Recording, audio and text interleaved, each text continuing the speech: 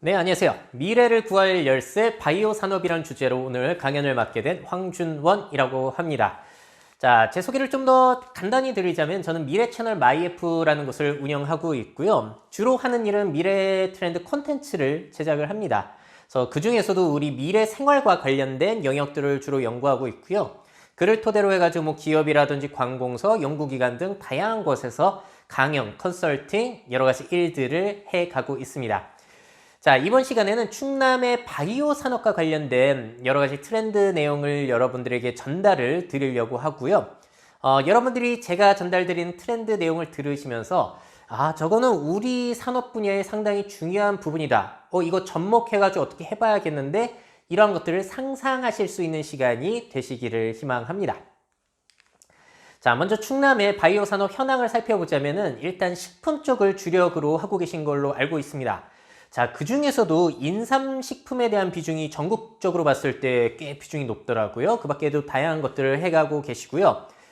역시나 앞으로의 과제라고 한다면은 뭐 여러 가지 상황 속에서 삶의 질을 높일 수 있는 바이오 산업, 그리고 바이오 식품, 제약, 화장품 이런 것들을 개발해 가시는 것이 될 텐데요. 뭐 신제품 개발도 중요할 것 같고 또 여러 가지 다양한 산업들과의 융복합 이런 것들이 상당한 과제로 남아있는 것 같습니다. 자, 먼저 본격적으로 이야기를 진행하기 전에요. 질문을 드려볼게요. 여러분들이 생각하시는 미래의 가장 큰 위기 요소, 위험 요소라고 하면 뭐가 떠오르시나요? 뭐 여러 가지가 떠오르실 수 있어요. 전쟁이라든지 아니면은 또 뭐가 있죠? 인공지능의 위협이라든지 여러 가지들. 네, 미래 트렌드를 연구하는 제 입장에서는 제가 가장 두렵다라고 느껴지는 건 두 가지거든요. 첫 번째는 너무나 급속하게 진행이 되는 이 고령화 현상. 이 세계가 이렇게까지 고령화되는 것을 겪어본 적이 없기 때문에 정답이 없단 말이에요. 근데 상황은 한국에서 굉장히 빠르게 바뀌고 있고요. 또 한 가지, 환경 위기. 과연 제대로 해결이 될 수 있을까요? 자, 그래서 저는 이 두 가지 영역을 연구할 때마다 상당히 우리 미래가 암울하게 느껴지는데요. 이 문제를 해결하는 데에 여러 가지 해결 방법이 있겠지만 뭐 정책적인 부분도 있겠지만 산업적으로 봤을 때는 역시나 바이오 산업이 엄청나게 큰 역할, 고령화 위기, 환경 위기라는 위기를 헤쳐나갈 수 있는 중요한 키를 가지고 있다라고 생각이 듭니다. 자, 그래서 여기와 관련된 뭐 전문적인 지식과 연구 지식들 같은 경우에는 여러분들이 훨씬 잘 알고 계실 거고요. 저는 이러한 환경 속에서 바이오 산업이 성장할 수밖에 없는 여러 가지 상황들을 업데이트 해드리는 데에 좀 더 집중을 하고 그와 관련해서 성장하고 있는 바이오 산업들의 사례들을 소개해 드리려고 합니다. 자, 먼저 인구 변화부터 한번 살펴보도록 할게요. 재미난 영상 하나를 준비했거든요. MBC의 뉴스 모습입니다. 장면이에요. 1983년으로 가보겠습니다. 몇이나 드셨어요? 딸만 넷이에요. 어떻게 해서 그렇게 많이 낳게 됐어요? 그냥 둘까지는 멋모르고 나는데요. 그냥 아들을 낳으려고 자꾸 낳다고. 자, 아들 낳으려고 그리고 시어머니가 아들을 꼭 낳아야 된다고. 한 집에서 4, 5씩 낳고서도 인구 문제. 자, 저 때는 아기들이 안 태어나서 문제가 아니라 너무 많이 태어나서 문제라고 인식을 하던 사회였죠. 자, 그러니까 같은 한국 땅이지만 같은 사회라고 볼 수가 없는 거예요.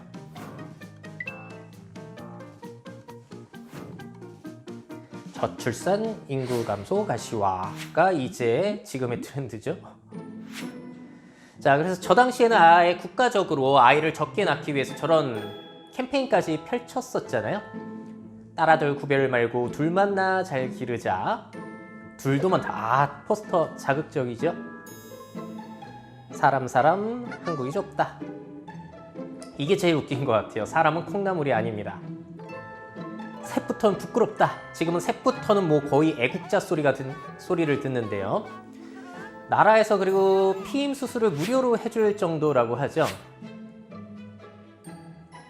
그러니까 1983년의 사회와 지금 2020년의 사회는 완전히 다른 모습으로 바뀌어가고 있습니다.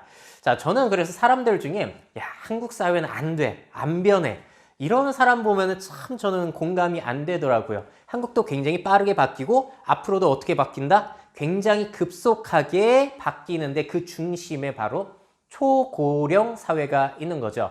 여러분들도 당연히 많이 알고 계시겠지만 좀 디테일한 내용들을 오늘 보충해 보시는 시간 가지시면 어떨까 싶어요.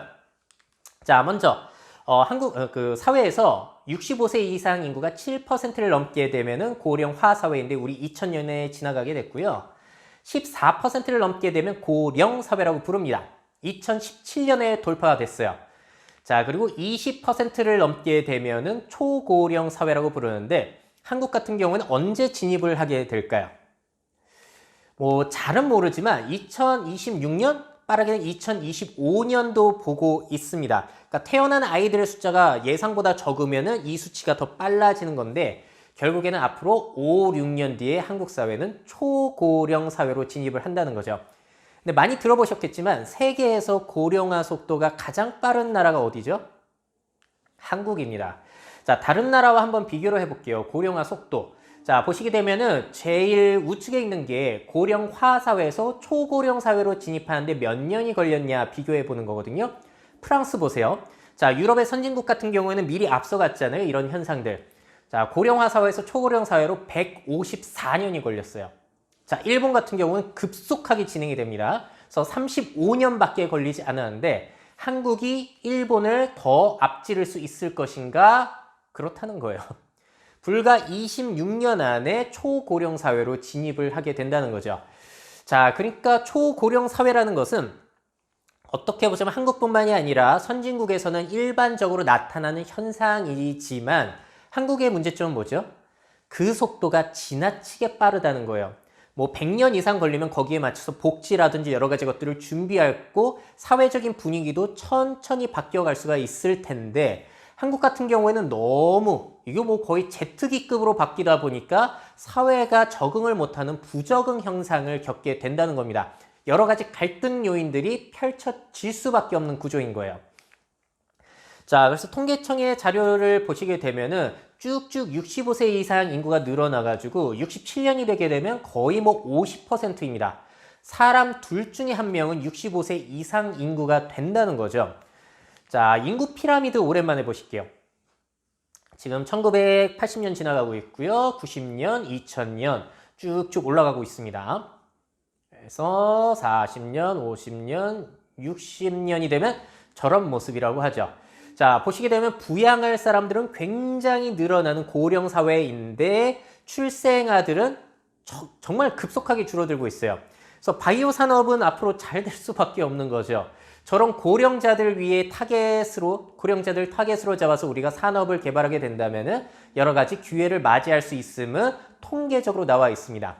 자, 그래서 인구 같은 경우에는 이렇게 불리기도 해요. 정해진 미래. 출생아 숫자들이 정해져 있기 때문에 어느 정도 그 수치를 예측할 수가 있거든요.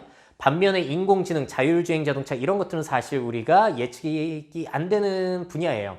그래서 이를 기반으로 우리가 예상을 해 봤을 때는 앞으로 바이오 산업의 미래는 상당히 밝다라고 저도 판단이 됩니다.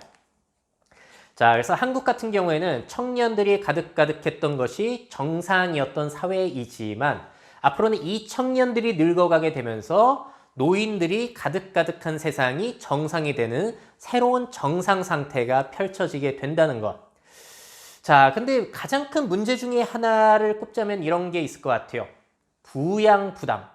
혹시 여러분 중에 살면서 지금 너무 한국 사회 부양 부담이 심각한데 이렇게 느끼시는 분이 계시나요?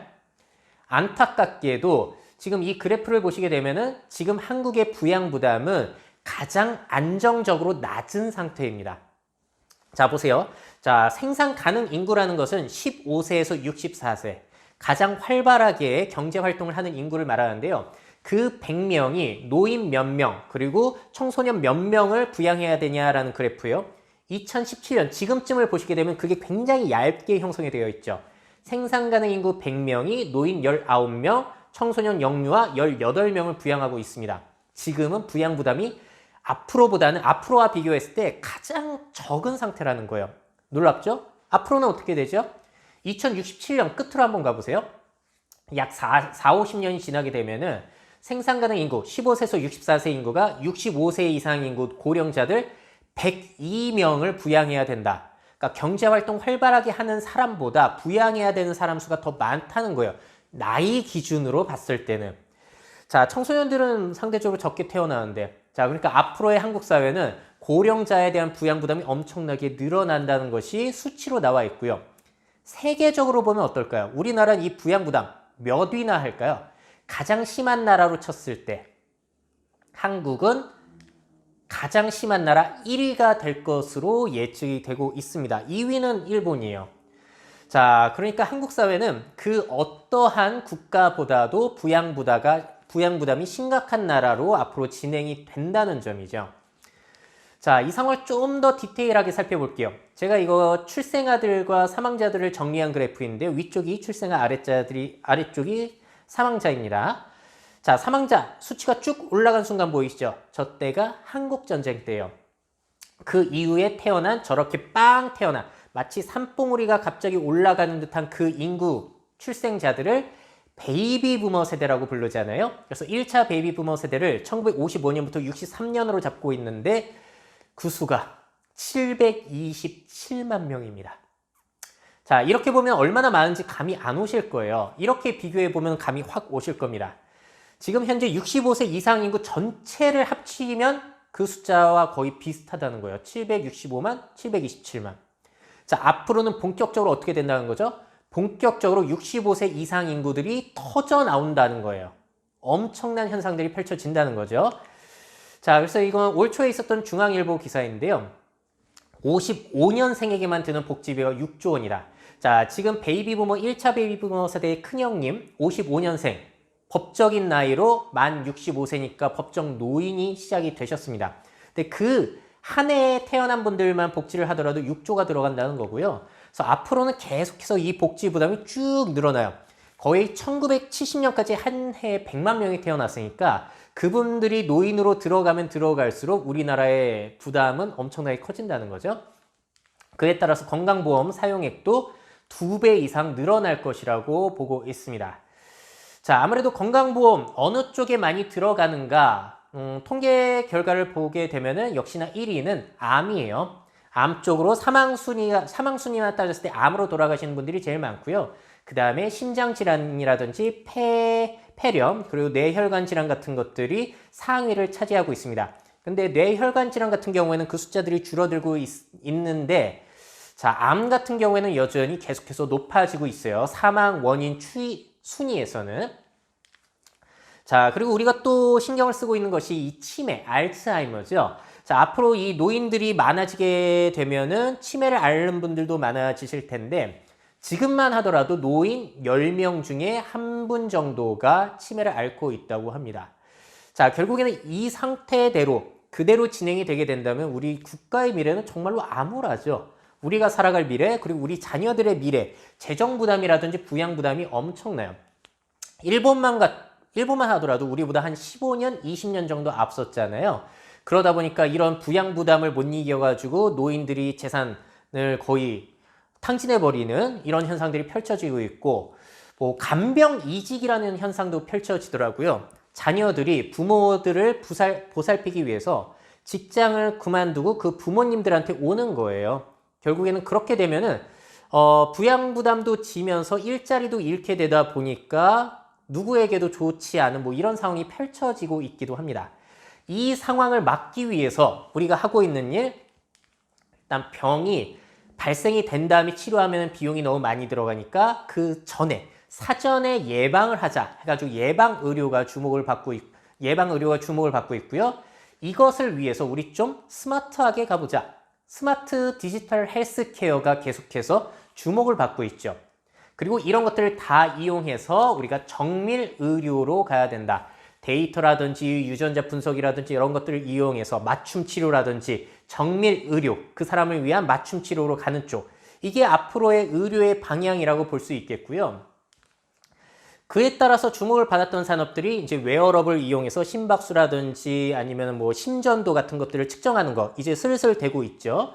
그 밖에 유전자 분석 같은 경우에는 개인들도 집안에서 손쉽게 할 수 있도록 하는 키트들, 대표적으로 미국의 23andMe 같은 회사가 있고 우리나라에도 각종 그런 회사들이 뭐 수년 전부터 주목을 받았죠. 그리고 의료 쪽에서 AI와 데이터를 이용해 가지고 좀 더 효율적으로 병을 진단하고 치료할 수 있게. 자, 그리고 원격 진료를 이용해서 이제 병원 못 오시는 분들도 주기적으로 진료를 받으시면서 비용을 늘리지 않도록 이렇게 하는 것이 우리의 과제입니다만, 사실 저도 미래 트렌드를 연구하고 이런 것들을 계속해서 보고 있는 사람의 입장에서 봤을 때 이 중에서 이거는 대박입니다. 여러분들 이쪽으로 가셔야지 꼭 성공해요. 이렇게 말씀드릴 수 있는 게 있으면 좋겠어요. 근데 안타깝게도 다 아시겠지만 제 역할들을 하고 있다고 보기에는 아직까지는 미미하죠. 특히나 뭐 유전자 분석 같은 경우에도 몇 년 전에 한국에 뭐 출시가 되고 그랬을 때 저도 많이 이거를 이용해 보고 했거든요. 근데 신뢰성 문제라든지 그와 관련해서 확장돼 가지고 서비스가 출시된다든지 그런 것들이 굉장히 미미합니다. 한국은 뭐 규제 때문에 그렇다라는 이야기도 있지만 미국 같은 경우에도 몇 년 전에 핫했지만 지금은 그렇게 시장이 막 성장을 하거나 주목을 받고 있지는 않거든요. 굉장히 지금은 안정기라고 해야 될까요? 그렇게까지 성장이 폭발적으로 일어나고 있지는 않아요. 자, 그래서 그 중에서도 그래도 여러분들에게 몇 가지 신기한 것들, 새롭게 주목받았던 것들을 소개해 드리자면은 디지털 헬스케어 분야에서 최근에는 이 오라링이라는 반지가 주목을 받았습니다. 자, 스마트 반지예요. 스마트 밴드 말고 반지로 끼고 다니는 제품인데 주목을 받았던 첫 번째 이유는 뭐가 있냐면은 코로나가 터졌을 때 코로나를 미리 알아차릴 수 있게 하는 데에 저 반지가 활용될 수 있다라고 해가지고 주목을 받았습니다. 그래서 연구가 진행이 되기도 했고요. 미국 캘리포니아 대학 샌프란시스코 메디컬 센터에서 저런 것들을 연구를 많이 진행을 했었고, 또 더욱더 화제가 됐던 것은 NBA가 다시 개막을 했을 때 코로나를 추적하기 위해서 선수들에게 이 스마트 반지를 제공하기도 했다는 거예요. 자, 이 반지가 왜 그러면 주목을 받았냐면은, 자, 저 조그만 것이 체온, 심박수, 활동량, 수면 패턴, 심박 변이도 여러 가지를 측정할 수 있고요. 자, 이게 또 장점이 손가락 같은 경우에는 피부가 얇다 보니까 손목보다 측정이 더 정확하다라고 이 제조사에서 주장을 하고 있습니다. 자, 그리고 한 번 충전하면 최대 일주일간 사용 가능하고 무선 충전 가능하고요. 코로나 때 주목을 받았던 이유는 사람이 증상을 느끼기 전에 증상을 알아차릴 수 있는 가능성 때문이에요. 저 반지를 만약에 끼고 잤다. 다음날 일어나 봤는데 뭐 이상 증상이 느껴지지 않아요. 근데 앱을 확인해 봤더니 자는 동안 체온에 급격한 변화가 있더라. 그럼 뭔가 이상하니까 미리미리 가족과 거리를 두고 직장에 나가지 말아야겠다.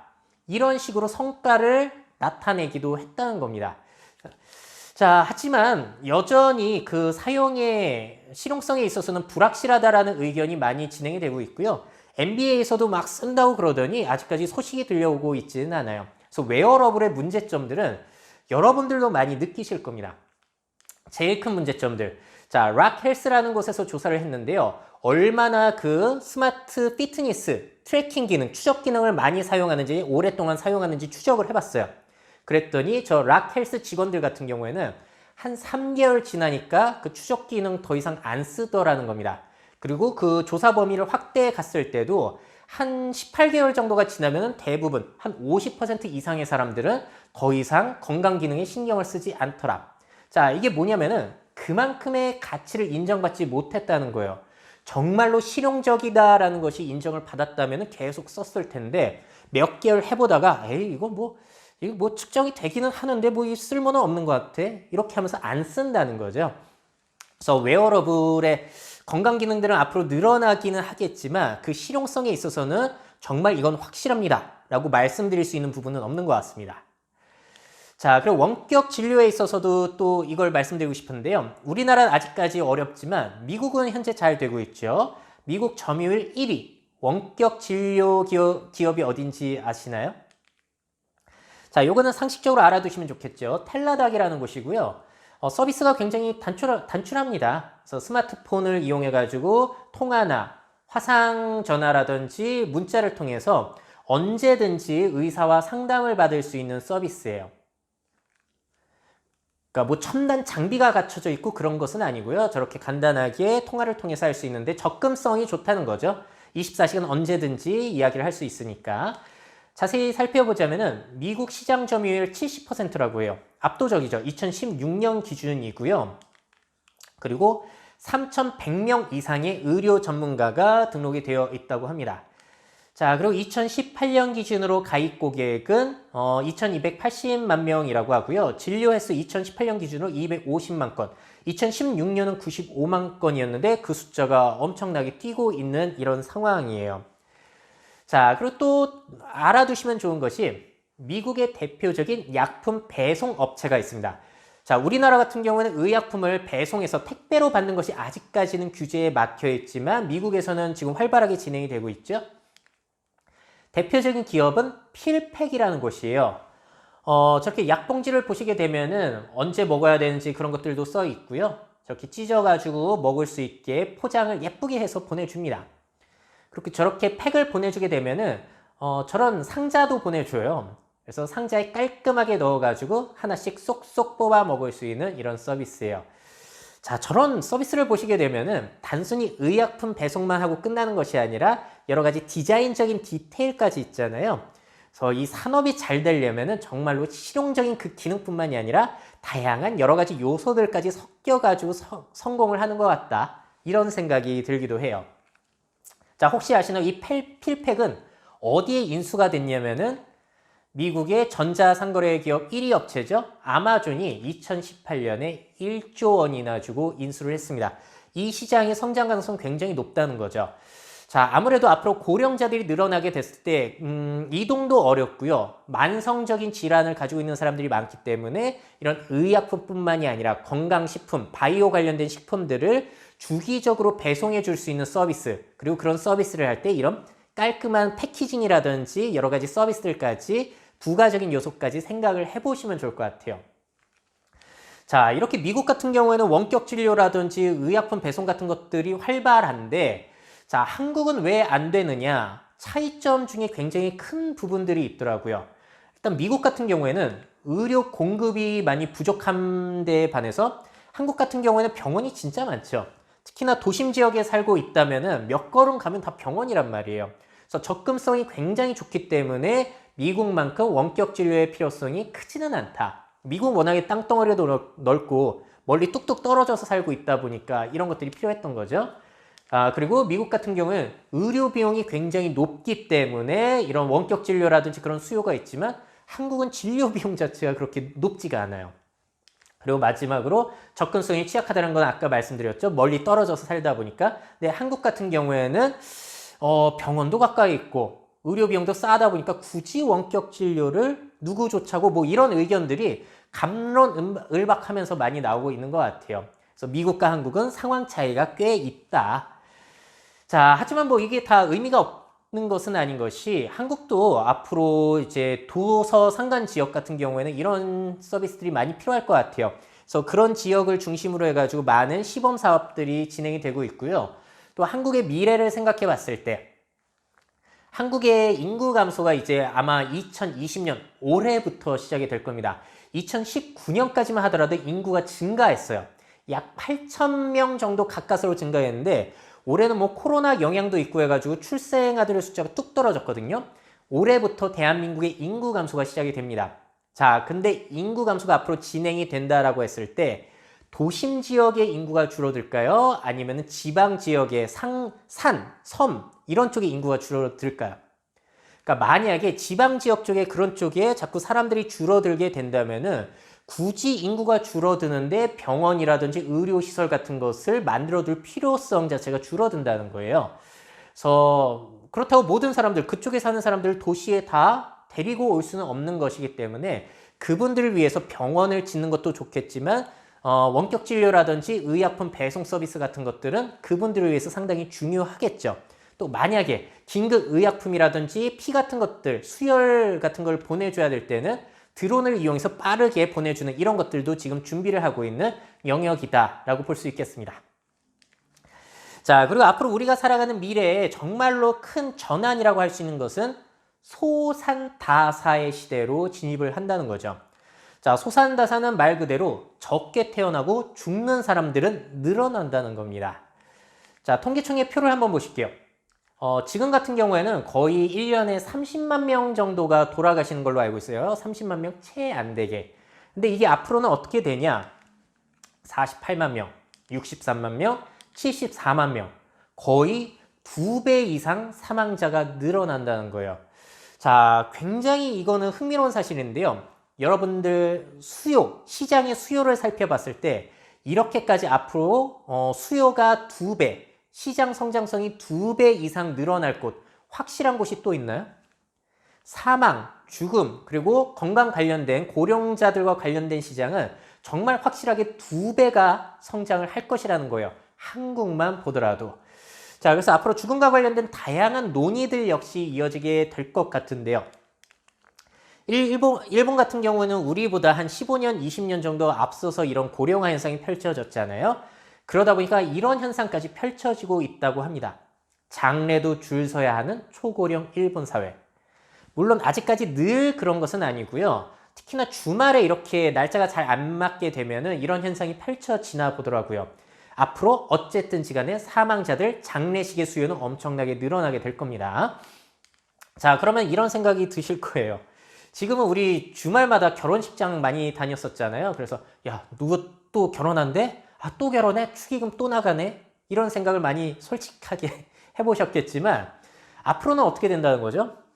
아유, 또 조의금 나가네. 또 누가 돌아가셨대? 아, 또 장례식 가야 되나? 또 돈이 얼마나 나가는 거야? 이번 달에만 얼마야? 이런 세상이 될 수도 있다는 거예요. 결국에는 앞으로 장례 문화 역시도 조금 간소화해 갈 필요가 있습니다. 사회적인 화두에 이런 게 있었잖아요. 결혼식도 이제 허례허식이라 해가지고 작은 결혼식. 앞으로는 작은 장례식이 필요해지는 거죠.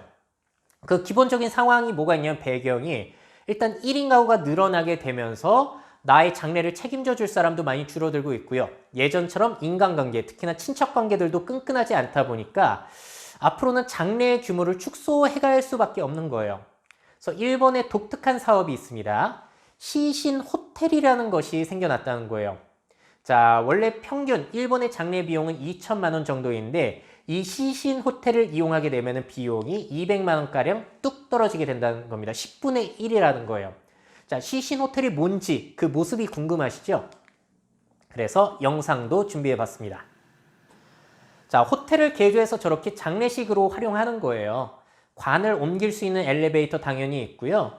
저렇게 간출하게 끝내버리는 거죠. 그 유족들 같은 경우에는 씻을 수 있는 공간도 있다 보니까 꽤 한국에서도 먹힐 수 있는 아이템 같다라는 생각이 들었습니다.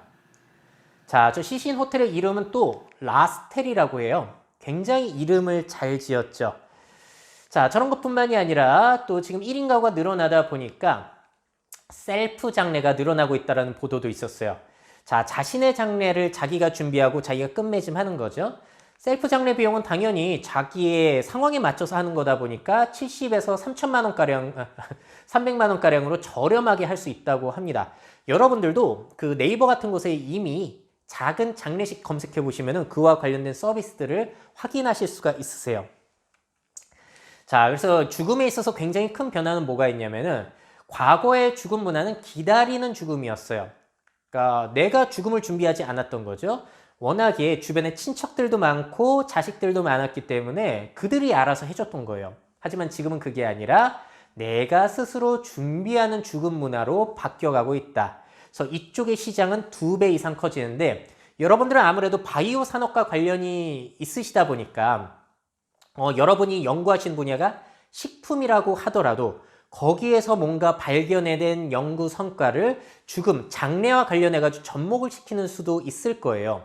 예를 들어서 앞으로 사망자들이 2배 이상 증가하게 되는데 그들을 계속 화장을 통해서 이제 장례를 치르게 된다면은 그거는 환경 오염적인 측면에서도 무시할 수가 없거든요.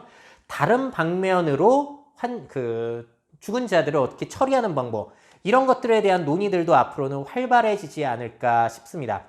자, 그리고 혹시 아시는지 모르겠지만 지금의 화장 문화 같은 경우에는 조선시대의 불법은 아니고 굉장히 불효막심한 그런 장례 방법이었더라고요. 유교 문화에서는 부모를 불태워 죽이는 것은 굉장한 불효였다고 합니다. 그래서 장례 문화라는 것은 시대 상황에 따라서 바뀌는 거니까요. 이쪽 영역 주목해 보시면 좋을 것 같아요. 자, 그리고 고령화 상황과 관련해서 앞으로의 또 기회들을 더 살펴보자면은 우리나라뿐만이 아니라 세계적으로 봤을 때, 자, 월스트리트 저널 기사에 이런 게 있었습니다. 10년 안에 중국의 60세 이상 인구가 미국 전체 인구를 넘어선다. 미국 전체 인구가 3억이에요. 근데 그 인구를 중국의 60세 이상만 하더라도 넘어선다는 겁니다. 자, 그러니까 이 고령자와 관련된 산업들은 앞으로 굉장히 다양한 기회들이 있음에 분명하고요. 여러분들도 다양한 사업 아이템들을 이미 떠올리고 계실 거예요. 몇 가지 살펴보자면은 이 중에서 노인 연애 사업 잘 안 될까요? 잘 될 것 같지 않으세요? 전에 다음 소프트에서 빅데이터 검사를 해봤더니 노인들이 원하는 것 빅데이터 분야 1위가 뭐였냐면은 동거라고 합니다. 결혼이 아니라 동거. 아무래도 자식들도 있고 유산들도 있고 복잡하다 보니까 결혼보다는 이제 남은 인생 꽁냥꽁냥 하면서 살고 싶은 그런 욕구가 반영이 되었다라고 볼 수 있겠죠. 그 밖에 노인 게임만 하더라도 두뇌 개발이라든지 그런 쪽으로 해가지고 여러 가지 기회가 있을 것 같고요. 의약품, 헬스케어, 실버2 여러 가지 쪽에서 아마 여러분들 바이오 쪽은 다 이것과 관련해가지고 산업적인 기회가 있지 않을까 싶습니다. 또 이 중에 재미난 걸 보여드리자면 요실금 팬티 앞으로 잘 되겠죠.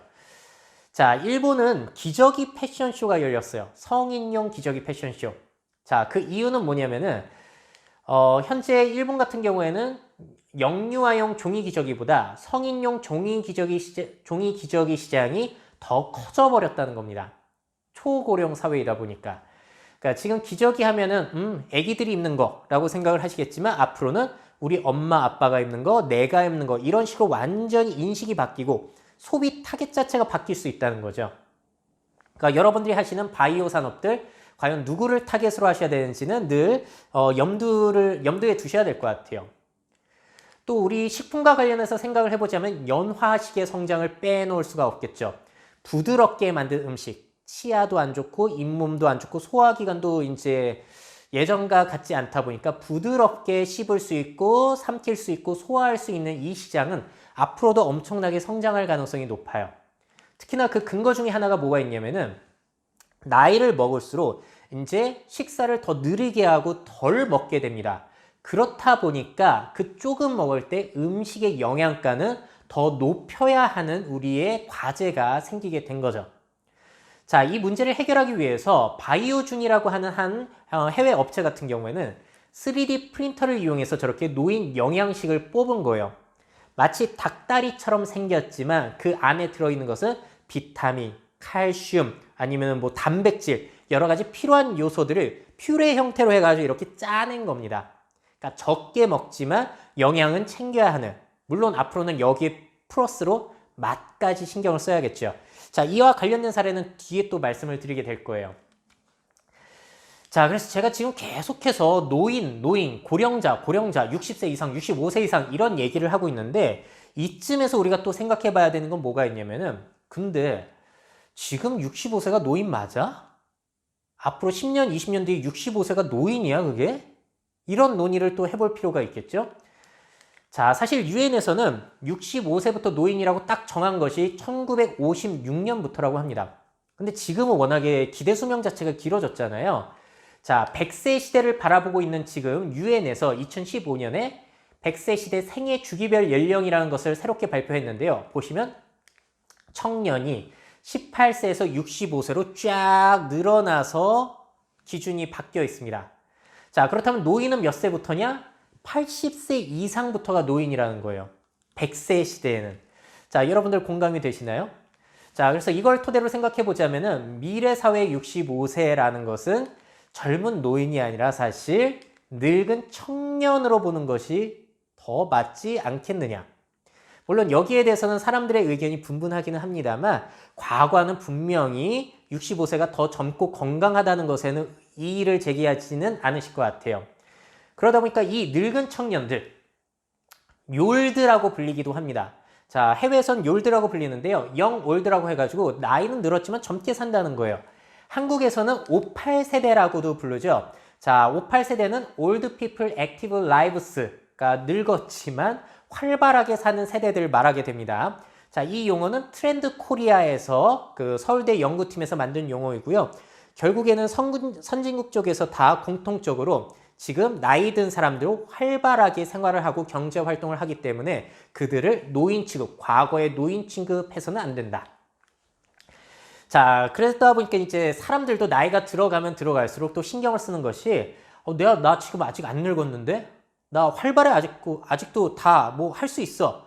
이런 생각을 가지고 있는데 외모 자체에서 늙어 보이면은 채용도 안 되고 사람들도 저 사람 좀 나이 들어 보이네 이렇게 생각할 수 있으니 갖가지 안티 에이징 상품들이 나오고 있는 거죠. 뭐 대박을 터뜨린 게 이제 LG 프라이엘 같은 제품. 저 제품은 좀 특이한 게 LG TV 사업부에서 디스플레이 개발하다가 이 LED 효과가 피부에도 도움을 줄 수 있네 이렇게 해가지고 활용을 했더니 대박을 터뜨린 거라고 하죠. 그래서 여러분들이 연구하시는 분야 늘 고령자들과 연관을 지으셔가지고 새로운 기회는 없을까 생각을 해보시면 좋을 것 같아요. 또 앞으로 탈모 시장 뭐 이건 많이 지금 성장을 하고 있지만 앞으로도 여전할 것 같고요. 앞으로 계속 우리가 살아가는 동안 향후 그래도 한 50년 동안은 노화와의 전쟁을 우리가 계속해서 목격을 할 것 같습니다. 지금 그렇게 많이 태어났던 인구들이 계속해서 나이를 들어가면서 그분들의 욕구들, 이런 노화를 막기 위한 욕구들이 늘어날 것이기 때문에 자, 그리고 앞서 보여드린 이 표 기억하시죠? 앞으로 이 엄청난 노인들이 신입 노인들로 편입이 된다라는 현상을 말씀드렸는데요. 그래서 말씀드리고자 하는 건 이거죠. 제가 좋아하는 말입니다. 젊었을 때는 돈을 위해 건강을 쓰고 늙었을 때는 건강을 위해 돈을 쓴다. 결국에는 앞서 보여드린 이 새로운 노인들로 들어가는 법정 노인들로 마음 갖지 말고 법정 노인들로 들어가는 이분들이 건강을 위해서 엄청나게 이제 돈을 쓰시게 되겠죠. 82.1세 그리고 73.2세 뭘 의미하는 걸까요? 82.1세는 2015년 기준 한국인 기대 수명이고요. 73.2세는 2015년 기준 한국인 건강 수명입니다. 자, 한국인은 한마디로 73세까지는 건강하게 살다가 남은 10년 동안은 이제 아파가지고 의료 비용으로 많은 비용을 지출하면서 죽게 된다는 거죠. 자, 그래서 32% 그리고 70에서 85세. 이건 뭘 의미하는 거냐면 우리가 평생 쓰는 의료비 중에 32%를 70세에서 85세 사이에 사용하게 된다는 겁니다. 근데 이 연령대로 들어갈 사람들의 숫자가 대기자들이 앞으로 엄청나게 대기를 하고 있다는 거죠. 앞으로 향후 진짜 한 10년, 20년, 30년 동안은 엄청나게 시장이 커지게 될 거예요. 자, 그래서 주목을 받고 있는 것이 이제 피트니스, 운동은 당연히 이제 신경을 쓰시는 거고요. 식단 당연히 신경을 쓰게 되겠죠. 건강식품이라든지 항노화식품, 뭐 크릴새우가 뭐 좋단다, 블루베리가 좋단다, 뭐 루테인 어쩌고저쩌고 요즘에 너무나 많은 건강식품과 항노화식품들이 관심을 받고 있습니다. 거의 유행처럼 이렇게 왔다 갔다 하고 있죠. 자, 근데 여기에 한 가지를 더 추가해야 돼요. 이것뿐만이 아니라 앞으로는 더 뭘 신경을 써야 되냐면은 우리 개인만 잘한다고 중요한 게 아니잖아요. 나는 깨끗하고 건강하게 몸 관리는 하는데 환경이 완전히 재난 상황이다 하면 이게 다 쓸모가 없는 거예요. 자, 100세 시대, 기대 수명만 하더라도 80세 시대인데 앞으로 3, 40년 살아가는데 환경이 엄청나게 나빠진다. 지금 코로나 상황으로 겪고 있는 이런 불편함이 몇십 년 동안 계속 죽을 때까지 이어진다? 이게 정말로 우리가 걱정해야 되는 부분이죠. 자, 그런데 현재 전 세계 총 인구수가 혹시 몇 명인지 아십니까? 자, 우리 농업이 시작됐을 때만 해도 400만 명, 그리고 0년, 1년일 때는 2억 명, 산업혁명 이전엔 6억 명, 산업혁명 이후에 엄청나게 인구가 늘어서 16억, 지금은 거의 77억에서 78억 정도로 추산이 되고 있습니다. 근데 문제는 뭐냐면요. 이 세계 인구가 늘어난다는 거예요. 대한민국의 인구는 줄어들지만 세계 인구는 늘어납니다. 자, 그래서 유엔의 추산에 따르면은 현재 지금 우리가 여기 와 있는데 2050년, 60년쯤에는 세계 인구가 100억 정도 될 수 있다. 지금도 78억 가지고 이렇게 문제인데 앞으로 100억이 된다? 환경위기, 기후위기 이거 어떻게 할 거냐는 거예요. 예전에 환경오염, 기후변화라고 불렀지만 지금은 위기라고 부르죠. 앞으로는 어떻게 부를까요? 아마 10년쯤 지나면은 환경재난, 기후재난이라고 부르지 않을까요? 자, 이쪽으로 바이오 쪽이 상당히 다양한 기회가 또 있을 거예요. 위기이지만 그것을 해결할 열쇠 역시 바이오 산업이 많이 쥐고 있다는 겁니다. 지금 마스크 하면은 코로나가 바로 떠오르시겠죠? 하지만 작년만 해도 달랐잖아요. 작년에는 미세먼지. 미세먼지가 무서워서 밖을 나가기가 힘들었습니다. 자, 근데 다행이라고 할까요? 이 미세먼지는 우리가 노력만 하면 줄일 수 있어요. 우리가 이미 경험을 했죠. 코로나가 터지니까 중국의 대기질이 좋아졌어요. 그 극심한 대기 오염을 겪었던 인도 뉴델리 지역. 코로나 이전엔 이랬는데 코로나가 터지니까 이렇게 됐습니다. 자, 미세먼지는 우리가 석탄 발전을 줄이고 친환경 자동차 타고 그러면은 어느 정도 해결이 가능하다고 해요. 근데 문제는 뭐냐면은 자, 올 여름에 54일에 최장 장마를 경험했습니다. 그리고 태풍은 자꾸 횟수가 늘어나고 있죠. 그러면서 농산물 가격도 껑충 뛰기도 했고요. 배추 가격이 금값이잖아요. 미국 같은 경우에는 하루는 폭염, 다음날 폭설, 엄청난 이상한 현상이 펼쳐지고요. 정말 산불의 규모가 예전과 다르게 엄청나게 커지고 있습니다. 자, 왜 이런 이상기후 현상이 나타나죠? 이건 미세먼지가 아니라 지난 100년 동안 지구 온도 1도가 상승한 것만으로도 이런 이상 현상들이 빈도수가 늘어나고 있다는 거예요. 자, 그래서 앞으로 우리의 목표는 2015년 파리 기후협약에서는 산업화 이전보다 우리 지구의 평균 기온 2도 이상 높이지 말자가 전 세계가 이제 합의해가지고 했던 거고요. 근데 이게 이제 2도도 안 될 것 같아 해가지고 2018년에는 1.5도 이상 높이지 말자라고 합의를 본 상태입니다. IPCC 송도 국제회의에서 이렇게 정해졌거든요. 그렇다면 우리에게 남은 시간은 얼마나 있을까요? 이것을 막기 위한, 돌이킬 수 없을 정도의 그 범위가 넘어가지 않기 위해 남은 시간은 겨우 한 7년 정도밖에 남지 않았다는 거예요. 저 좌측 상단을 보시게 되면 저게 바로 클라이밋 클락이라고 해가지고 탄소 배출 제로로 해야 되는 그 한계점입니다. 7년 안에 탄소 배출 제로를 하지 않는다면 우리 지구는 돌이킬 수 없다는 거예요. 여러 가지 과학자들이 검증을 한 의견이긴 합니다만 물론 이것도 반대하는 의견이 많아요. 대표적으로 뭐 트럼프 같은 사람은 이건 기후변화 같은 건 사기다 이런 얘기 많이 하잖아요. 하지만 과연 누구 말을 믿어야 될지는 다 여러분들의 판단에 맡기겠고요. 한국 같은 경우에도 이제 코로나 그리고 경제 침체를 타파하고자 디지털 뉴딜 그리고 그린 뉴딜 이 두 가지를 성장 드라이브로서 가져가고 있죠. 그 중에서도 디지털 뉴딜보다도 그린 뉴딜이 할당된 예산이 더 많습니다. 자, 결국에는 우리가 지속 가능한 성장을 위해서 바꿔가야 되는데 그러면 이왕 그렇게 돼야 하는 거 거기에 더 투자를 해줘가지고 경제도 성장시키고 산업도 성장시키고 일자리도 만들자라는 것이 한국판 그린 뉴딜의 골자이죠. 자, 그래서 앞으로 신재생 에너지 그리고 전기 자동차의 보급에 많은 예산이 투입이 될 거고요. 근데 이것뿐만이 아니라 우리가 많이 간과하고 있고 바이오 산업과 굉장히 관련이 있는 분야가 있어요. 온난화를 막기 위해서는 우리가 축산업의 변화가 필요하다는 겁니다. 특히나 그 중에서도 소사육, 전 세계의 소사육 이대로 가게 된다면은 지속 가능성이 없다는 거죠. 지구가 위험하다는 거예요. 그 주장을 정리해둔 다큐멘터리가 있습니다. 넷플릭스에 카오스피러시라는 다큐멘터리가 있는데요. 못 보신 분들은 한번 참고 삼아서 보시면 될 것 같아요. 이 얘기가 100% 정답은 아니겠지만 내용에 이런 게 나와요. 축산으로 발생하는 온실가스가 전체 교통수단 총합보다 많다는 거고요. 햄버거 한 개에 2,500리터의 물이 필요하다. 근데 이게 바로 2달치 샤워량이라는 거예요. 햄버거 한 번 먹으면 2달치 샤워량을 거기에 다 쓰고 있다는 겁니다. 자, 그리고 축산업이 아산화질소를 65% 배출하게 되는데 이거는 CO2보다 온실 효과가 296배라고 하죠. 그리고 기후변화의 51%가 축산업 때문이다. 세계 물 소비의 30%, 땅 표면 45%를 이 축산업에 사용을 하고 있다. 왜냐하면 소 한 마리가 사람 8명이 먹을 곡물을 먹어치우다 보니까 지금 지구 농토의 절반가량은 사람이 먹는 음식이 아니라 소, 사료를 위해서 기르고 있다는 거죠. 그리고 그런 것들, 땅을 만들어야 되다 보니까 농작지를 만들어야 되다 보니까 지금 자꾸 아마존의 산림이 파괴되고 있다고 하죠.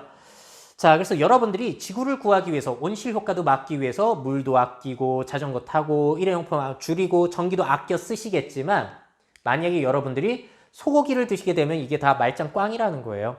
자, 이런 의견들이 계속해서 커지고 있고요. 세계적인 미래학자인 제러미 리프킨 같은 경우에도 수십 년 전에 육식의 종말이라고 해가지고 이거는 지속 불가능하다라고 하고 있고 빌 게이츠도 이 대체 산업을 위해서 굉장히 투자를 벌이고 있는 상황입니다. 자, 앞으로 기후변화, 이 온난화 효과가 심화되면 될수록 이 축산업에 대한 다양한 압박이 들어오게 될 거예요. 자, 그래서 유엔 같은 경우에는 야, 이제 소, 돼지 그런 것보다도 좀 지속 가능한 단백질원을 위해서 식용곤충을 먹자라고 적극적으로 권장을 했던 게 뭐 10년도 넘었죠. 근데 이 산업이 그렇게까지 급성장을 하거나 그런 것 같지는 않아요. 여러분들도 매끼 곤충 챙겨 드시거나 하지는 않잖아요. 그쵸? 그래서 요거는 한번 지켜봐야 될 것 같은데, 이것보다 더 신선한 산업은 뭐가 있냐면은 식물로 만든 가짜 고기 산업이에요. 자, 여러분들도 많이 들어보셨을 것 같고요. 예전과 다르게 예전에 콩고기와는 좀 달라요. 맛과 식감 같은 것들이 정말로 진짜 고기와 유사해서 블라인드 테스트를 하면 모를 정도라는 거죠. 대표적인 회사가 두 곳이 있습니다. 다 미국 회사예요. 하나는 임파서블, 그리고 또 다른 하나는 비욘드 미트라는 곳입니다. 자, 임파서블 같은 경우에는 미국 버거킹 매장에서도 저렇게 판매가 되고 있는데요. 4월 1일부터 판매가 됐어요. 왜 만우절부터 판매를 했을까요? 만우절에 그 소고기 와퍼를 시킨 사람한테 말 안 하고 저 가짜 고기 와퍼를 준 거예요. 근데 그 손님들이 모르고 먹었다는 겁니다. 맛있다고. 그럴 정도로 맛과 식감이 뛰어난 게 임파서블의 제품이고요. 또 비욘드 미트 같은 경우는 그 독특한 고기 냄새를 가미를 해요. 그러다 보니까 뭐 씹었을 때 진짜 고기 같은 그런 느낌이 납니다. 참고로 비욘드 미트는 동원몰에서 판매가 되고 있으니까 한번 궁금하신 분들은 드셔보시고요. 임파서블은 한국에서 구매가 안 돼요. 저는 먹어보기 위해서 홍콩에 팔거든요. 홍콩까지 가서 먹어봤는데 정말 맛있더라고요. 자, 그 임파서블의 비결은 뭐가 있냐면은 일단 단백질 같은 경우에는 감자라든지 뭐 콩 같은 데서 가져왔다고 하고요. 제일 큰 특징은 바로 맛인데 거기에 중요 성분이 바로 저 힘이라는 물질입니다. 뭐 햄이라고도 부르는데 저게 일종의 피맛 같은 걸 내주는 거예요. 근데 그 피맛을 동물의 그 피에서 가져온 것이 아니라 식물에 있는 헤모글로빈에서 추출을 했다는 거예요. 자, 이런 바이오 산업의 과학자들의 성과가 이 가짜 고기의 맛을, 풍미를 더 살리는 데 역할을 하고 있다는 거죠. 자, 한국에서도 이런 산업들이 진행이 되고 있습니다만 임파서블만큼 뛰어나진 않더라고요. 자, 그리고 플러스 알파로 또 말씀을 드리자면은 임파서블 제품 같은 경우에는 저렇게 깃발을 꽂아줘요. 그러니까 마케팅적인 측면에서도 저 회사는 굉장히 뛰어나거든요. 그래서 저런 깃발의 재미라든지 뭐 광고 영상을 보시게 되면은 마치 우리들이 지구를 정말로 구하고 있는 듯한 그런 느낌의 캠페인, 그리고 신제품이 나왔을 때 이거는 정말로 뛰어나고 이게 정말로 세상을 구할 수 있을 것 같아 라는 축제 분위기까지 자아내게 됩니다. 그래서 단순히 제품만 만들고 끝내는 것이 아니라 이 지구를 구할 수 있다라는 그 뿌듯함이라든지 뭐 내가 정말로 지구를 구하고 있다라는 그 감정들을 느끼게 해주는 그런 마케팅적인 요소도 배울 점이 많은 것 같아요. 또 재미난 점은 뭐가 있냐면은 코로나가 터지게 되면서 저 가짜 고기 산업들은 더욱더 성장을 하게 됩니다. 코로나가 가짜 고기의 성장을 가속시키고 있다라는 와이어드 기사가 있었고요. 내용을 살펴보자면 이런 거예요. 대체 육류 제품 판매가 코로나 이후에 264% 증가했다. 코로나19로 인한 도축장 폐쇄로 육류 공급이 차단됐기 때문이라는 겁니다. 자, 왜냐면은 코로나가 터졌을 때 그 육류 그 자르는 곳에 폐쇄들이 많았어요. 왜냐하면은 다닥다닥 붙어가지고 고기 잘라야 되죠. 고기 상하지 않게 하려면 기온도 낮아야 되니까 그 온도도. 그러다 보니까 딱 코로나 걸리기 좋았던 환경인 거죠. 근데 이 가짜 고기는 그런 것과 상관이 없다는 거고요. 고기 자를 필요도 없고 곡물을 이용해서 만드는 거다 보니까 생산 과정을 자동화하는 데에도 유리하다. 자, 그리고 식물성 단백질의 직접적인 섭취 때문에 유통 단계도 감소하기 때문에 경제적이라는 거고요. 또 고기 같은 경우에는 길러내야 되는 거잖아요. 커야 되는 거기 때문에 곡물을 이용하게 되면 오히려 쉽고 빠르게 생산량을 조절할 수 있다. 특히나 또 지금도 아프리카 돼지열병 같은 게 터져가지고 문제인데 이런 산업들 같은 경우에는 그러한 질병들과 상관이 적다 보니까 앞으로의 성장 가능성을 꽤 보고 있는 거예요. 빌 게이츠도 여기에 엄청나게 투자를 하고 있습니다. 그래서 비욘드 미트 같은 경우에는 상장이 되어 있어요. 자, 지난 1년간의 주가 그래프를 보시게 되면은 굉장히 성장을 많이 했다라는 것이 또 확인이 되고 있습니다. 한국 같은 경우에는 롯데리아라든지 그 서브웨이에서도 저런 제품들을 여러분들이 드셔보실 수 있으시니까요. 이 산업의 성장 가능성 느껴보시고 싶다면은 롯데리아의 미라클버거, 서브웨이의 얼터미 섭, 뭐 이 제품 한번 드셔보시면 좋을 것 같습니다. 자, 그리고 제가 먹어본 것 중에 정말로 놀랐던 제품은 바로 저거예요. 미국의 저스트사라는 곳이 있는데 저스트사는 고기를 쓰지 않고 식물성 성분만으로 마요네즈를 만들고 계란 스크럼블을 만들어냅니다. 마요네즈는요 원래 노른자를 쓰는 건데 저긴 노른자를 안 써요. 근데 맛이 구별이 진짜 안 돼요. 오히려 일반 마요네즈보다 더 맛있습니다. 자, 그리고 저 계란 스크램블은 녹두로 만들어요. 그래서 녹두전 맛이 좀 나긴 하는데 그 색감이라든지 식감 같은 것들은 진짜 계란 스크램블과 유사합니다. 여기 이제 바이오 기술들이 다 들어가 있다는 거죠. 자, 그리고 더 첨단으로 가게 되면 이제 세포를 배양한 배양육 산업도 주목을 받고 있죠. 자, 저 닭이 흘린 깃털을 집어 들어가지고 저기에서 세포를 추출하는 거예요. 앞서 보여드린 저스트사의 홍보 영상입니다. 그래서 식물성 재료를 넣어가지고 실험실에서 이제 공장에서 계속 고기를 배양해 내는 거고요. 그러면 닭을 죽이지 않고도 닭고기를 만들어낼 수 있고 저렇게 치킨을 만든 거예요. 그리고 그 고기를 제공한 닭은 옆에서 살아서 돌아다닐 수 있다는 거죠.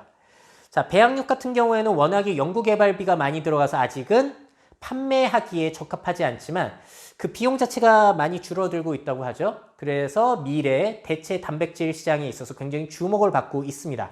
자, 여러분들도 관심을 가져보시면 어떨까 싶네요. 그리고 이런 고기뿐만이 아니라 아예 세포를 배양해서 우유를 생산하는 시도들도 이어지고 있는데요. 앞서 소개해드린 임파서블 같은 경우에는 세포 배양이 아니라 또 식물성 재료만 가지고 우유 맛을 내기 위해서 연구를 진행 중에 있습니다. 자, 지속 가능한 성장성, 그리고 우리의 건강, 지구의 환경, 동물 윤리까지 생각해 보게 된다면 이쪽 산업의 성장 가능성 한번 생각을 해보실 필요가 있을 것 같아요. 물론 워낙에 고기 맛이 뛰어나기 때문에 너무나 맛있기 때문에 사람들이 과연 포기할까? 이런 변수가 있기는 합니다. 한번 지켜보자고요. 자, 그리고 이런 비건 열풍이라고 할 수 있겠는데 이런 것들도 식품에만 한정이 되어 있는 것이 아니라 패션 쪽에서도 지금 비건 열풍이 불고 있죠. 루이비통이라든지 구찌라든지 그런 것들도 가죽 말고 그리고 털 제품 말고 이렇게 인조 제품으로 이용하는 것이 오히려 소비자들한테 먹힌다는 거예요. 자, 그리고 자동차 가죽 시트 역시도 그냥 비건으로 대체를 해버린다는 겁니다. 동물 가죽이 아니라 다른 쪽으로 이제 대체를 해버린 거죠. 그래서 테슬라 같은 경우에도 이 시트들이 비건 시트예요. 그래서 동물성 가죽을 사용하지 않습니다. 이게 바로 미래적인 기업들의 마케팅 전략인 거죠.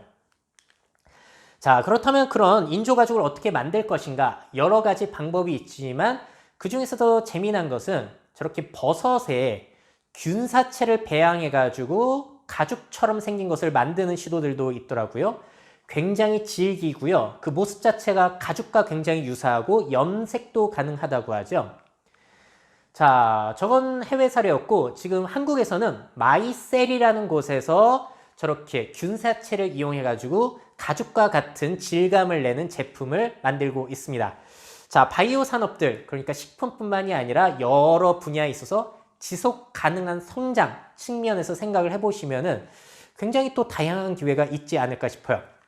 근데 말씀드린 대로 그 기술뿐만이 아니라 이러한 제품들을 사람들에게 공감이 갈 수 있게 단순히 난 지구를 지키는 거야, 난 착한 사람이야 이게 아니라 정말 내가 적극적으로 지구를 살림으로써 기분이 좋아지게 하는 그런 마케팅 전략들, 저는 그거는 확실히 임파서블이라는 곳에서 배우실 수 있으실 것 같아요.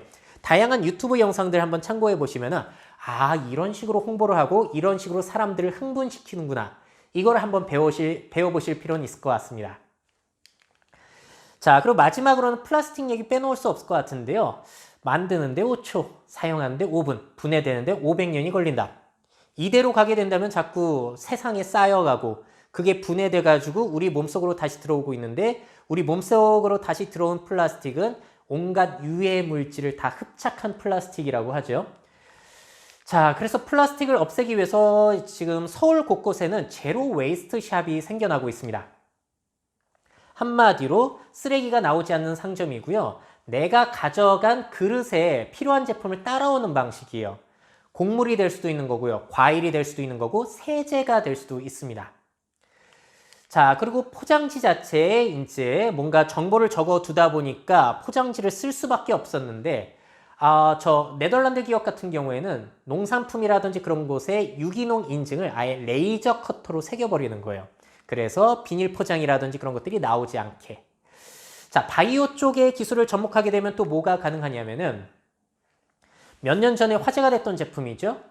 해초로 만든 물병입니다. 그래서 물을 담고 있는데 그냥 그 채로 먹으면 된다는 거예요. 플라스틱 쓰레기가 나오지 않는다는 거죠. 그렇게 되면은 여러 가지 뭐 맥주라든지 그런 것도 넣을 수 있는 거고요. 그래서 저거에 있어서도 사람들이 굉장히 큰 반응이 있었습니다만 아무래도 실용적인 측면에 있어서는 다양하게 또 생각을 해봐야 될 것 같고요. 또 우리 야외에서 뭔가 접시가 필요할 때 있잖아요. 그럴 때 뭐 설거지하기는 귀찮고 일회용품 쓰자니 좀 찔리고 그럴 때는 저런 바이오템이라고 하는 접시를 이용하는 수도 있어요. 저거는 밀의 결을 이용해서 만듭니다. 저도 제가 저 제품을 구매해서 사용해 보고 있는데요. 뜨거운 물을 담아도 잘 버티기는 해요. 다만 뜨거운 물이라든지 그런 걸 담아놨을 때 좀 그 밀 특유의 구수한 냄새가 납니다. 그래서 그 냄새를 좋아하시는 분들은 잘 이용하실 수가 있을 텐데 뭔가 그냥 일반 접시처럼 아무 냄새가 나는 것은 아니다 보니까 저것도 참 사람들이 반응을 하고는 있고 세계 곳곳에서 판매가 진행이 되고 있지만 일회용 접시에 비해서는 여전히 부족하구나 라는 생각이 드는 것도 사실이에요. 그래도 저 제품은 진짜로 한국에서 구매할 수 있을 정도로 잘 판매가 되고 있기는 합니다. 궁금하신 분들은 한번 구매해 보시고요. 인터넷에 판매가 되고 있어요. 자, 이렇게까지 해가지고 오늘 미래를 구할 열쇠, 바이오 산업이라는 주제로 제가 아는 트렌드들을 전달해 드렸고요. 정리를 한번 해볼게요. 일단 고령화 상황 굉장히 심각합니다. 그래서 앞으로 보건, 의료 부담이 가중이 되는데 결국에는 스마트 정밀 의료라든지 그런 것들을 통해서 바이오 산업도 여기에 참여를 해가지고 의료비가 줄어들 수 있게 하지 않는다면 정말 미래 세상은 위험할 수 있겠다라는 생각이 들고요. 자, 앞으로의 세상은 태어난 사람보다 죽는 사람이 많은 소산다사의 시대를 살아가게 됩니다. 여기에 맞춰서 장래와 관련된 죽음과 관련된 다양한 산업들 구상해 볼 필요 있을 것 같아요. 자, 그리고 고령자들이 많아지게 되면서 부드러운 음식 그리고 영양가 높은 연화식 산업들은 성장 가능성 굉장히 높고요. 자, 65세가 어떻게 노인이냐, 청년이다 하면서 이들이 젊게 보이기 위한 갖가지 노력 거기에 맞춰서 무엇을 해갈 것인가 이건 뭐 여러분들도 이미 준비하실 것 같고요. 그리고 환경, 우리 몸만 가꾼다고 되는 게 아니다. 앞으로 환경 계속 안 좋아지게 된다면은 우리의 노후 생활이 굉장히 끔찍해질 수 있습니다. 그래서 그것을 막기 위해서 여러 가지가 있겠지만 비건 산업은 우리가 신경을 써야 된다는 거예요. 특히나 그 중에서도 소사육을 어떻게 대체할 것인가. 자, 그리고 갖가지 의류라든지 화장품에 들어가는 동물성 제품들을 어떻게 대체할 것인가도 계속해서 압박들이 들어오게 될 겁니다. 시민이라든지 단체라든지 정책적으로. 그래서 준비를 꼭 해야 되는 부분 같고요.